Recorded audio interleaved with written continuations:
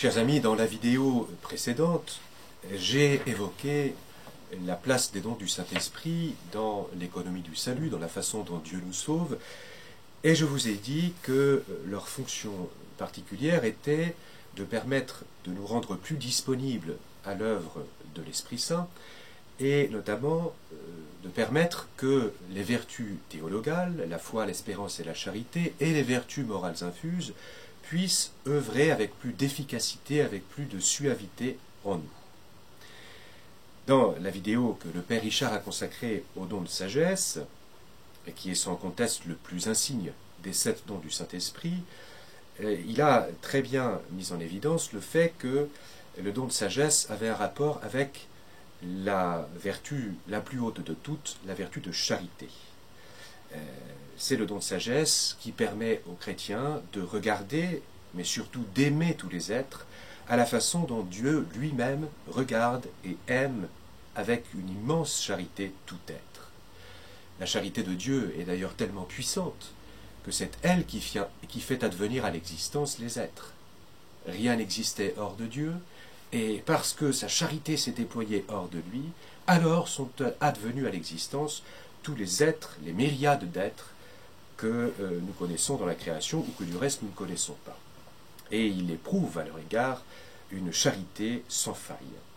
Je voudrais vous dire maintenant quelques mots à propos du don qui est immédiatement inférieur à celui de sagesse, qui lui est subordonné, en quelque sorte, qui est le don d'intelligence. Ce deuxième don vient pour sa part parfaire l'opération de la vertu de foi. Il n'est pas sans rapport avec la charité, bien sûr, mais c'est d'abord à la vertu de foi qu'il se réfère. La foi, comme le rappelle le catéchisme de l'Église catholique, au numéro 18-14 pour ceux que ça intéresse, est la vertu théologale qui nous fait croire en Dieu et à tout ce qu'il nous a dit et révélé, et que l'Église nous propose à croire parce que Dieu est la vérité même. Ainsi, pour le dire brièvement, la foi est une lumière surnaturelle qui vient éclairer notre intelligence et l'ouvrir à des perspectives auxquelles elle ne pouvait accéder par les seules ressources de sa nature. La foi est également ce qui pousse notre volonté, notre cœur, à faire confiance à ce qui est mis en lumière par cette même vertu de foi. Tous les mystères de la foi. Pour très précieuse qu'elle soit, et même nécessaire au salut, comme Jésus l'explique à ses disciples à plusieurs reprises, la foi, la vertu de foi, a cependant une limite. Elle n'a pas de limite en elle-même, bien sûr, puisqu'elle est directement conférée par Dieu et qu'elle présente de manière absolument parfaite, infaillible, les mystères de la foi. Mais si je dis que la vertu de foi a une limite, c'est en raison de ce que nous sommes, nous autres qui recevons cette vertu, ce qu'est l'être humain, à cause de la pesanteur de sa nature grossière et malheureusement du péché dont il est entaché. Dans ces conditions, dans lesquelles est reçue la vertu de foi, les objets que présente la foi à croire, la lumière qu'elle jette sur eux, risquent toujours de rester comme trop théoriques, trop abstraits, extérieurs en quelque sorte à l'être humain que nous sommes. C'est pourquoi le don d'intelligence est nécessaire pour parachever ce qu'inaugure la foi. Quand on considère le mot latin intellegere, qui a donné intelligence, on voit qu'il vient de l'expression intus legere, ce qui signifie lire à l'intérieur ou lire de l'intérieur.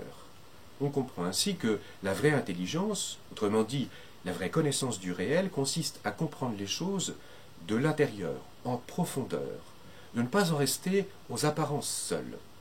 Eh bien, c'est très précisément ce que permet le don d'intelligence. Il offre à l'intelligence humaine cette capacité inouïe de pénétrer au fond, pour ne pas dire à fond, les vérités que la foi lui présente. Le cardinal Charles Journet, qui était un grand théologien thomiste suisse du XXe siècle, auquel j'aime beaucoup faire référence, comme vous le savez peut-être, avait une formule très parlante. Il disait que, à la faveur du don d'intelligence, les vérités de foi deviennent incandescentes, alors que la vertu de foi ne les rendait que lumineuses. Ce que la vertu de foi nous rend lumineux, ce à quoi elle nous introduit, eh bien, le don d'intelligence, lui, les rend incandescents. Il ne s'agit pas seulement pour le don d'intelligence de procurer une acuité, une précision d'un degré supérieur dans l'ordre de la connaissance théorique seulement, mais il s'agit bel et bien d'introduire le fidèle à une appréhension existentielle de ce qu'il croit. Autrement dit, le don d'intelligence ouvre à une expérience intime des vérités de foi. Il permet, pour le dire mieux, de goûter la saveur de toutes ces vérités de foi, de tous ces mystères. Alors peut-être mes explications vous paraissent-elles trop cérébrales, je peux comprendre, mais à ce moment-là qu'il vous suffise de vous souvenir de l'expérience que tous vous avez déjà faite, j'en suis sûr, et je l'espère à plusieurs reprises, soit au cours d'une messe, soit au cours d'une retraite, ou plus simplement en méditant, en lisant l'Écriture par exemple, d'un déclic spirituel.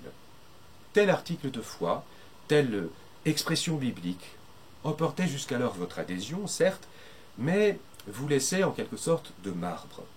Et soudain, voilà que cette vérité, cette expression, vous a comme sauté aux yeux. Il vous est apparu comme une évidence, et une évidence non plus seulement théorique, mais vivante. Vous avez alors éprouvé une vraie joie, comme si on vous avait introduit subitement dans un lieu chaleureux et baigné de lumière, auquel vous étiez resté comme extérieur, que vous deviniez, mais dans lequel vous n'étiez pas encore jusqu'alors. Non pas que vous ayez particulièrement travaillé au plan spéculatif pour en arriver là, non, tout cela vous est tombé dessus, de manière intuitive. Eh bien, alors vous avez fait l'expérience de ce que produit le don d'intelligence.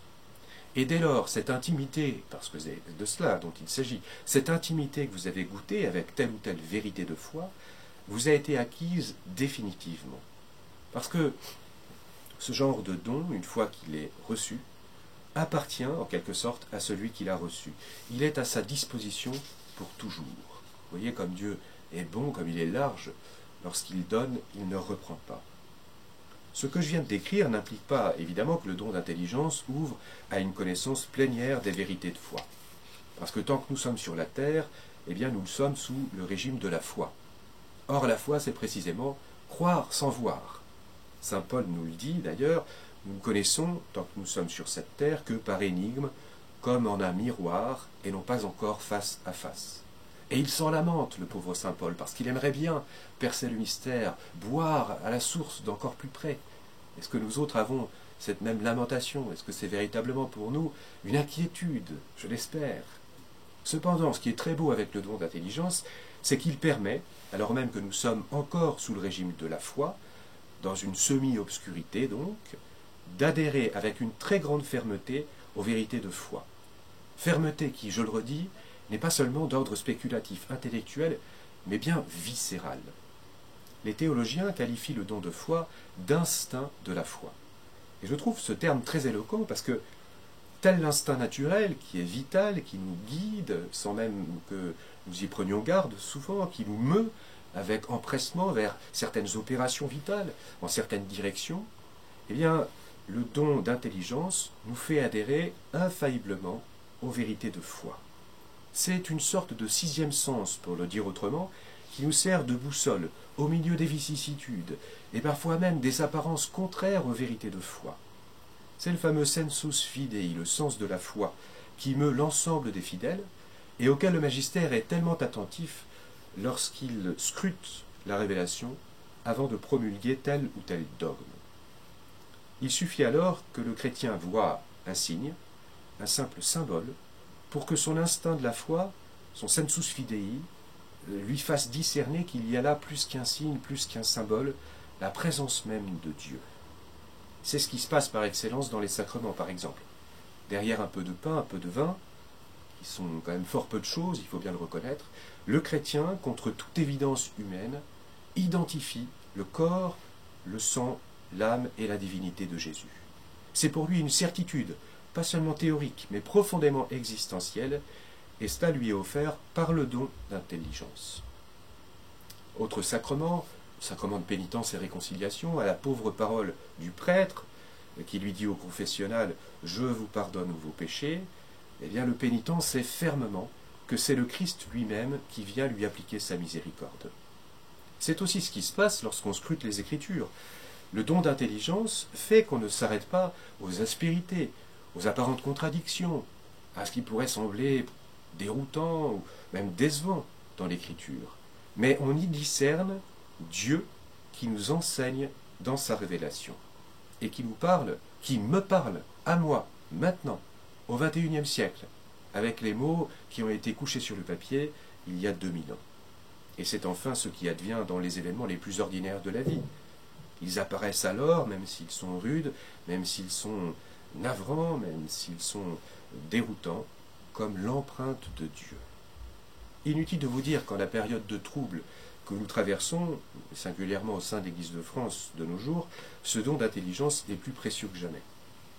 Cette Église apparaît salie par nombre de tâches, le déclin de nombre de pratiquants, de vocations sacerdotales et religieuses, de baptêmes, de mariages, tant d'autres malheurs pourraient nous faire penser que tout est perdu, que rien ne va plus. Et bien qu'à cela ne tienne, le don d'intelligence est là, comme une boussole, mieux qu'une boussole bien sûr, qui nous fait poser un regard de foi ardente sur toutes ces réalités. C'est ce don d'intelligence qui a fait marcher Saint Pierre sur les eaux vers le Seigneur tant qu'il s'y fiait. C'est celui qui a fait s'élancer l'Église naissante sur les routes d'un monde hostile. Il n'était que 11 apôtres, quelques saintes femmes, envers et contre tout, en dépit des persécutions et contre tout désespoir humain auquel ils auraient pu céder. Ils avaient la certitude que Jésus ne leur avait pas menti, qu'il était bien Dieu, qu'il était présent, et ils discernaient par ce don d'intelligence qui venait perfectionner la vertu théologale de foi, eh bien, ils venaient discerner combien ils avaient raison de suivre Dieu et son Christ. En somme, une foi à déplacer les montagnes, elle est à notre disposition. Elle est bien en nous. Si nous sommes en état de grâce, nous en sommes héritiers. Il faut donc nous y attacher et rendre grâce à Dieu pour un tel don. Viennent deux questions que je vous suggère, parce que telle est la coutume, si vous le voulez, pour approfondir un peu ce qui vient d'être dit. Peut-être pouvez-vous identifier ceux ou ces déclics que j'évoquais tout à l'heure au cours de votre existence, qui ont pu advenir lors d'une messe, je le redis, lors d'un rassemblement spirituel, lors d'une retraite, ou simplement à la lecture de tel ou tel livre, de la Bible ou d'un autre, qui vous ont fait pénétrer comme de l'intérieur telle ou telle vérité de foi, qui vous ont réjoui alors. Et puis peut-être pouvez-vous identifier à quelle vérité de foi vous avez été ainsi introduit et fermement attaché dès lors.